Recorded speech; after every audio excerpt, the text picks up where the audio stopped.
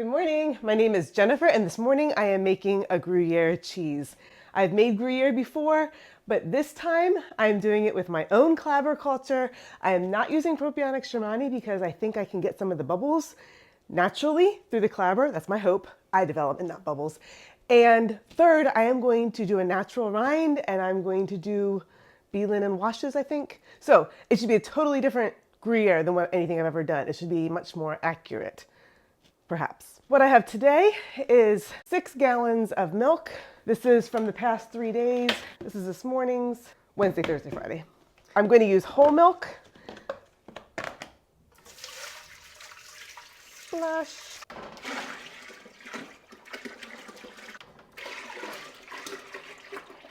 Ooh, yeah, that's a good 6 gallons. We're doing great. So now this just gets heated to 90 degrees, and then we're gonna add the culture. Turn it on to high heat. Pop a lid on it, and I usually set my timer just so I don't lose track. I'm gonna give it 10 minutes to start, and then I'll come stir it and temp it, and just keep going till it's at 90 degrees. I have just a couple more minutes on this milk. It is right around 85 degrees.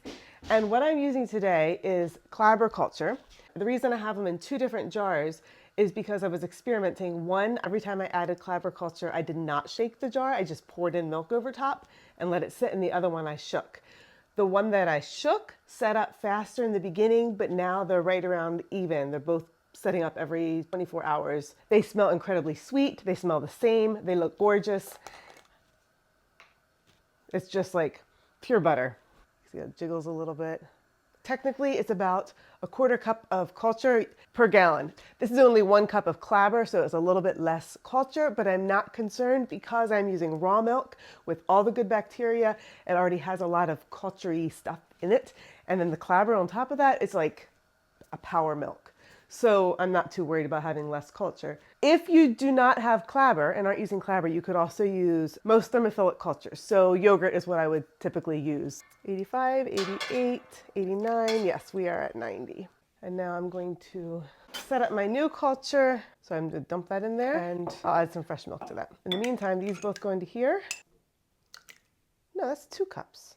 A 1/2 pint is a cup. Whoa, that's way more than I need. Yikes. I'm going to put some of this back in. I was not thinking. Sorry, y'all. This will go back in the fridge for pancakes. This is 1 cup of Clabber. So I'm going to add a little bit of milk to it to thin it down. I could do it straight to the pot. It's not a big deal. It's going to be worked in, but I just like to smooth this out first.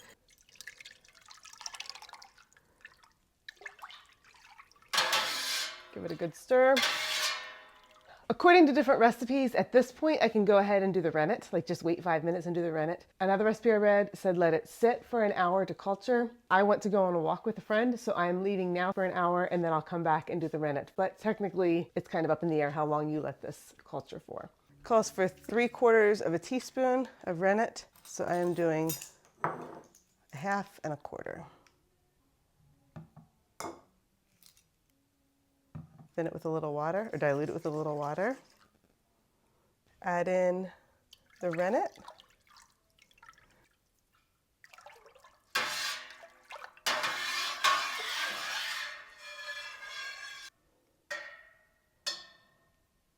Starting to stabilize or thicken a little bit. Oh, wait, what is that chunky? What the heck? Clabber? Very odd, never saw that before. I see some little floaties on here. Curious. See that? Maybe that's just butterfat or bits of Clabber. We're gonna not worry about it. Executive decision not to worry. This just sits for 30 minutes, and then we'll come back and check for the clean break. Oh, it feels firm, totally firm. It is like perfect. 1-inch cubes first, and then a 5-minute rest, and then a whisk.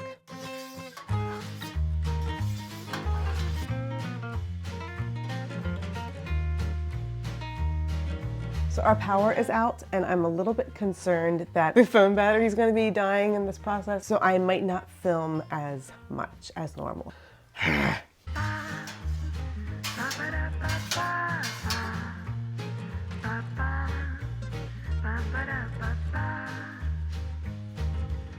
For the next 30 minutes, I'm going to heat the curd up to about 114 degrees. I'm going to turn this on low, and I'm just going to be stirring with my arm. We're at 100 degrees. Oh, the power's back on too, which is awesome. I keep putting the heat up on high occasionally to try to bring it up faster because it has 7 minutes to get to 114-ish. I'm just standing here reading my book, which is, by the way, Come As You Are, which is a fantastic book, and you should read it. Everybody should read it. I bought it for myself, and then I bought 3 more copies for my girls. It's about 105, and I'm switching to the spoon because it is hot. This is what the curds look like. All right, we are right at 114. I'm gonna cut the heat and see how this curd is. Squeeze it. Stays together well. It's pretty well matted. Oh, it's a little warm. They said cook it to 114 and then hold it at 114 till it's rubbery and well cooked. This is a small curds. It doesn't feel bouncy like certain cheeses like Parm and stuff gets really tight and bouncy and dry. This feels, it tastes really good. I think this is good. I'm making an executive decision to keep some of the moisture in and keep it not quite as dry as some cheeses because I like that better. It actually tastes exceptionally sweet and really delicious. I'm pretty sure this should be cooked longer. I think it's a little bit more moist than it's supposed to be, but I'm okay with that. So now I'm going to skim off the whey as much as possible down to the level of the curd, and then I'm going to press it.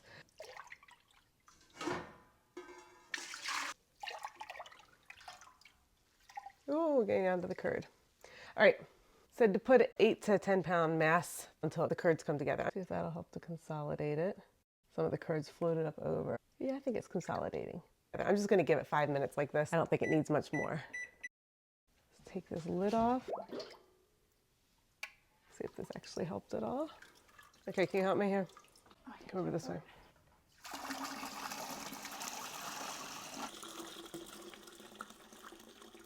You're good. There you go. I'm gonna dunk this in whey. A little whey that's down in there still.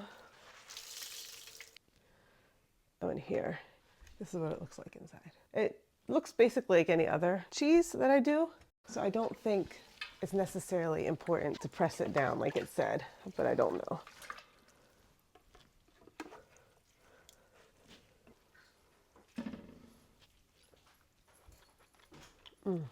Very, very good. One of the books says to press it for 25 pounds for 4 hours. Another book said that you press it at its own weight, so like 10 pounds or something, and then you flip it 15 minutes, press at its own weight, or keep increasing and flipping regularly. I'm going to press it like this, medium-low pressure, and I'm going to let it go for maybe half an hour and then flip it, and I'll probably do it kind of my own finagling just to keep an eye on it.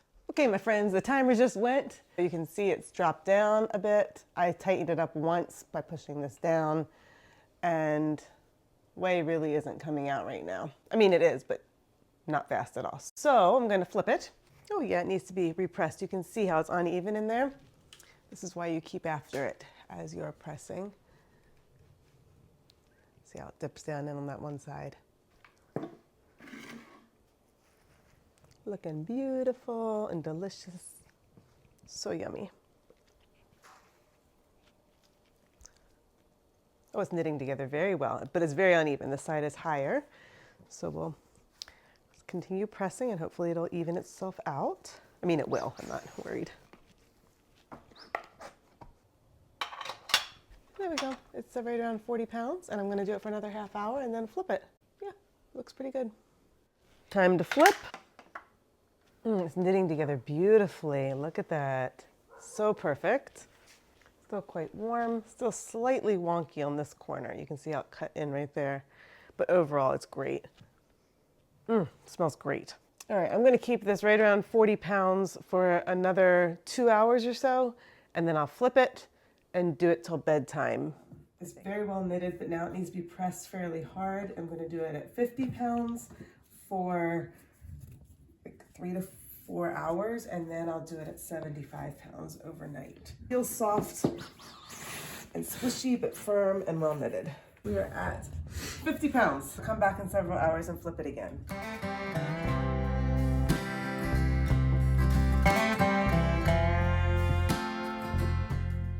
and now pressing at 75, which is really hard pressure, and I can't get it. 65, 70, 75.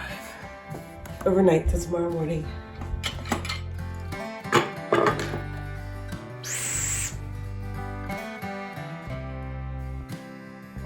£7, 6 ounces.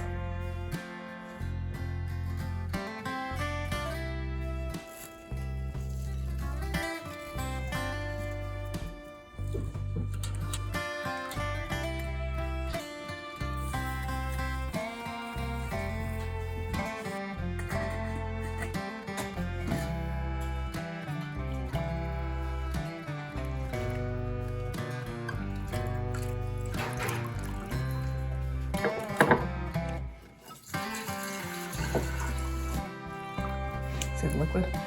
Mm-hmm.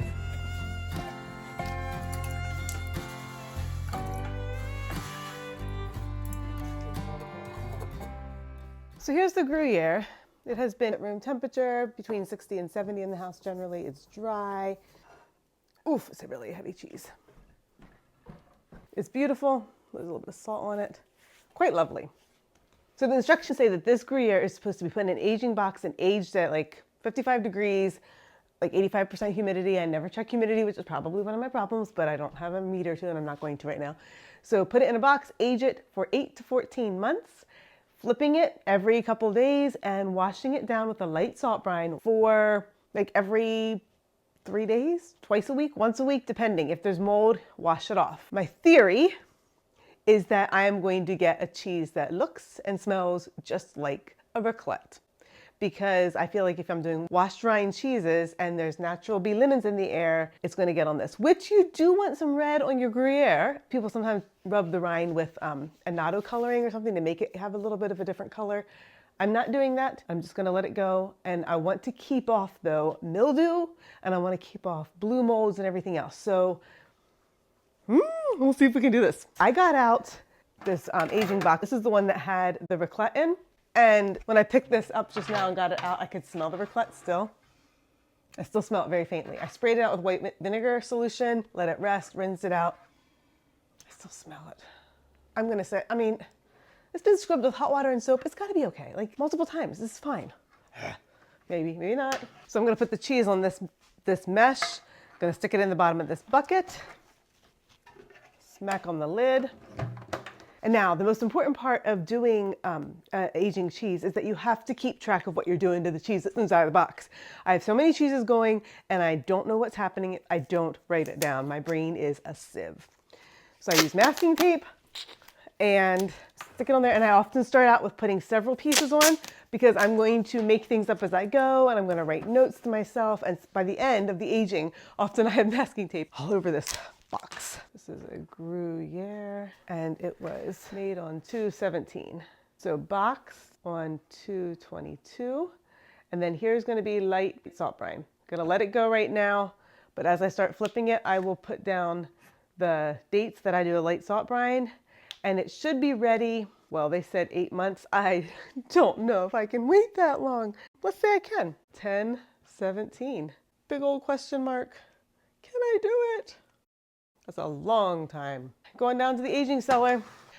Here we go with a Gruyère. Gruyère. Yesterday I washed it with a light salt brine, but I forgot to film it. And today I'm going to do it again. It's going to be 2/24. It's feeling very dry and just like it's been air dried. Nothing fancy. And there you go. Back into the box. I did a light brine on it the other day and didn't tell you 2 days ago. Beginning to get a little bit of white fuzzy mold. I don't know if you can see how it's like grayish, like popping up there.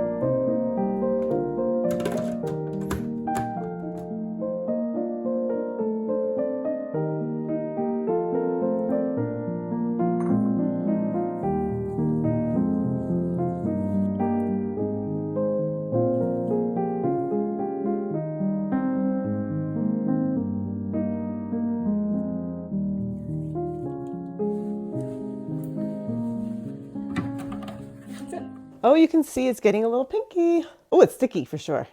So this is natural B.Linens coming in. I didn't do anything to it. Oh, slippy, slippy. I was reading that B.Linen cheeses are not supposed to be soggy wet, and mine have been soggy wet. This one, the Gruyere, is not soggy wet. That one is staying much nicer, but these other ones got quite wet. So what I'm doing is putting them in front of this fan and drying them out a little bit. I'm gonna flip these two, which I'm not showing you most of the time. Let it dry a little bit more and then go back into the cellar. And this one I will wash with a salt brine. The white mold is supposed to come up and around the red, and I see that happening already today, that it has been out drying, and there's that much more pink look that it had earlier. So I'm gonna wet this. I want this part to be drier, so I'm gonna let this get aired out a little bit more, and then I'm gonna flip it, letting this in front of the fan for a little bit longer. I dried them out last time to see if that would help the rind mushy wetness, and it is not goopy. So I think I'm just gonna continue on this way. I don't think it needs to be washed. It is looking like it doesn't need much attention. Smells like that broccoli smell, like the Balancé smelled and other cheeses. It's sticky, but it's not wet. There's a little bit of like whiteness coming around it, which I think is good. It feels dry on the side. It is not gunky. I'm just gonna let this keep going. Boom, boom, we're done. Look, there's like white molds popping up here. It feels sticky, but it looks dry, but it's not quite dry. And there's like a gray mold. Why am I cut? Did I just cut myself? Huh, okay, I won't touch the cheese with my bloody hand.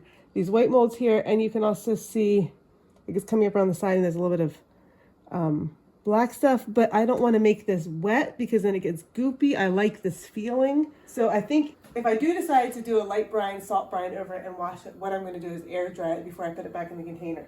I'm going to let it go again today just because it still feels pretty good and it's not too much mold, but that might be the next step. It's now a month and a half old. I have not been doing anything except flipping it occasionally. And you can see the mold is coming up on this. Still feels sticky, but it looks like drier like it's supposed to, I think. So I'm going to take a cloth and just brush it down instead of washing it. I don't want to make it soggy wet. That's what it looks like. That's the top, and this is the bottom. So we're going to keep it kind of dry. I haven't done this before. Yep, I'm just going to take it like that. I don't have a light brush, so I'm just doing my cloth. And so it gets a little bit greenish on there. And then I'm just gonna put it back in and hope that keeps it down. You know, you can also press the mold down from what I've read, at least with white molds. So why not press it down on here? There we go, haha. And my hands, just so you can see, they get like that stickiness on them. Dry rub 4-1. Mom, get it out of the kitchen! No! Looks like crusty feet. Help! I can't Get out of the kitchen! He's gonna start gagging or he's gonna start hacking. Get out of the kitchen! It's feeling soft in the middle. I don't like that. Gruyere is supposed to be hard. Yeah, it's squishing there. There's so much blue. I don't like this. See how that like squishies there? It's harder right here, but right there it squishes. I don't know how to age cheeses. This bothers me. Yeah, it's squishy there too. Maybe I should just wrap this. It's so pretty in the beginning. Yeah, that's way too much. I'm gonna do a salt wash, air dry it, wrap it. Oh, I don't like that at all.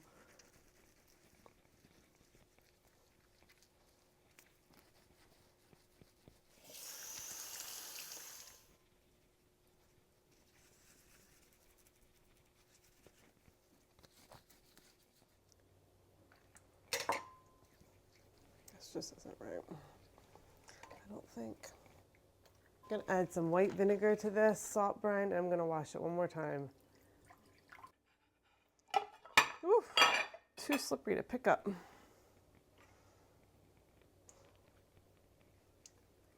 Now it smells like a giant pickle. Okay, gonna let this cheese air dry for a couple hours, flip it, and then we're gonna vac pack it. So here's this Gruyere. It had been air drying with the fan up on the table, and I flipped it a number of times throughout the day, and it is now dry. I just flipped it so that's a little bit wet right there. Like that. And it's very soft, kind of like, not soft, like not sticky, like smooth.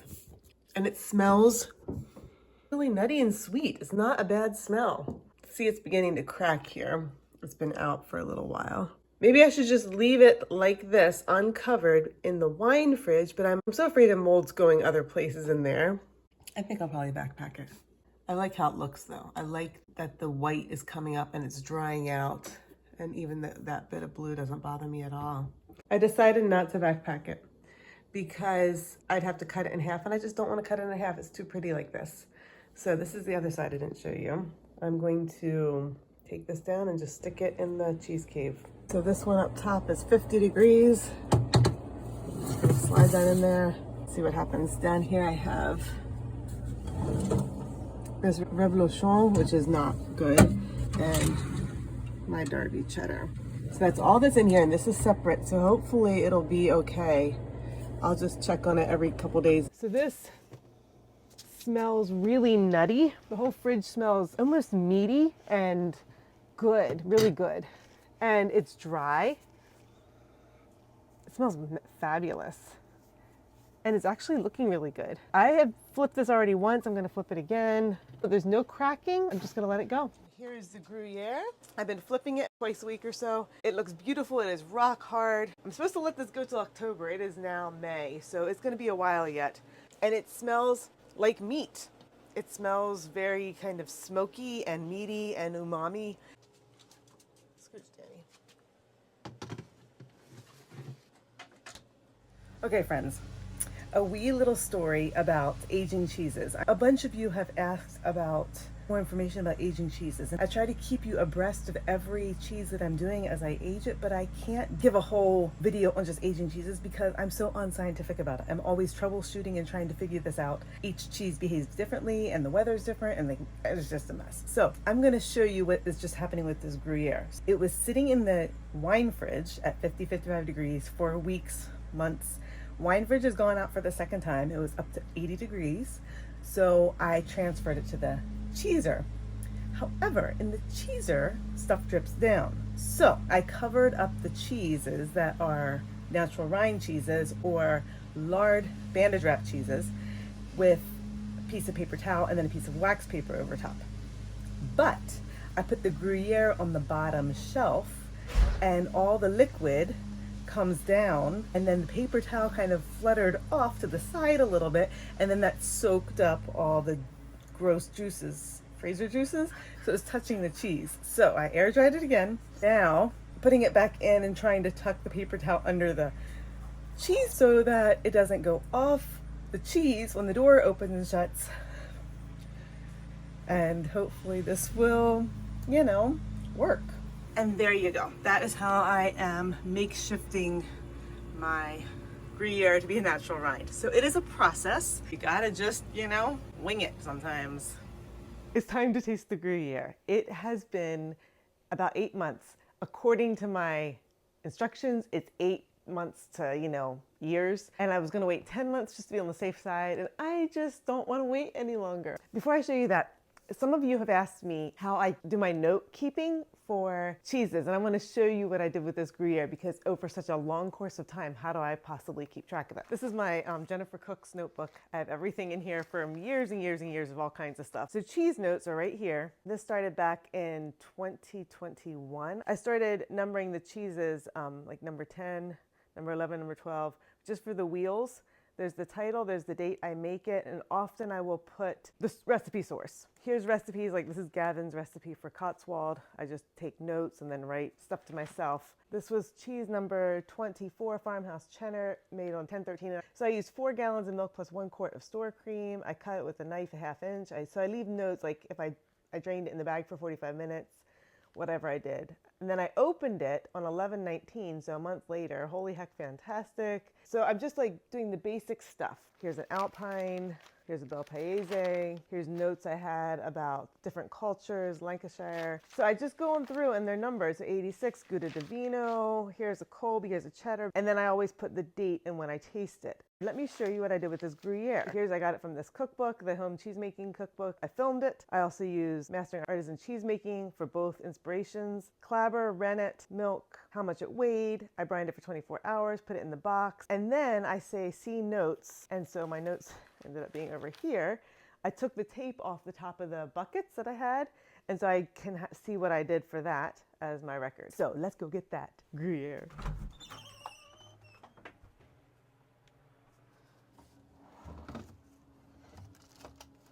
So I have this wax paper wrapped around this. It smells a little bit lipasey, like that sharp smell. It is not soft. Remember I said it was soft in the middle? It's not. It's rock hard. It feels clammy. So I think that humidity is really good. Let's cut this and see. It's gonna be hard, I think. Ooh, no, it's not too hard. Well, it is hard, but not as hard as I thought it would be. Oh, look at that. Oh my word. Look how gorgeous that is. That looks like it's out of the cookbook recipe book thingies. Beautiful. I'm gonna cut it like this yet. Look at that. Oy.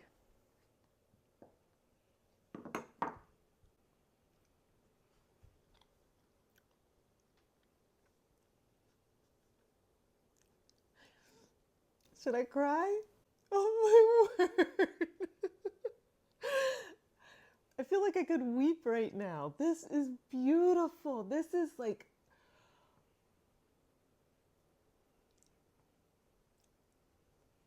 it's smooth and buttery and creamy and soft and very nutty. And it has such complex flavors that they are delicious flavors. It's not strong, it's not bitter, it's not acid, it's deep. I taste the rind. It's good. It's definitely funky, has a strong bite to it. This is maybe one of the best cheeses I've made. Exquisite perfection. Is that not beautiful? Look how it breaks. Just kind of like does that. Tears. It's elasticy, but not crumbly, but not rubbery. I was just editing that video and I noticed how I got all that blue gunky mold off and then washed it with vinegar at the end and then air dried it and let it go. I'm thinking that letting that bit of mold go and get gross and then you just clean it up and put it into a cave of some sort. And my cheese cave seems to be working really well considering I'm not doing humidity and stuff. What do you think of the cheese? Eat some of it with Ryan. What do you think? No, stop. What do you think? What's more? It's good, isn't it? You said it stinks and it doesn't stink. It tastes really good. It does stink. Can you have me one piece? Right there. We're gonna have lunch soon. Go. Oh, come on, just one Go. piece. Please? Look how amazing that is. I think I need some more to figure it out. That's amazing cheese. No. Go.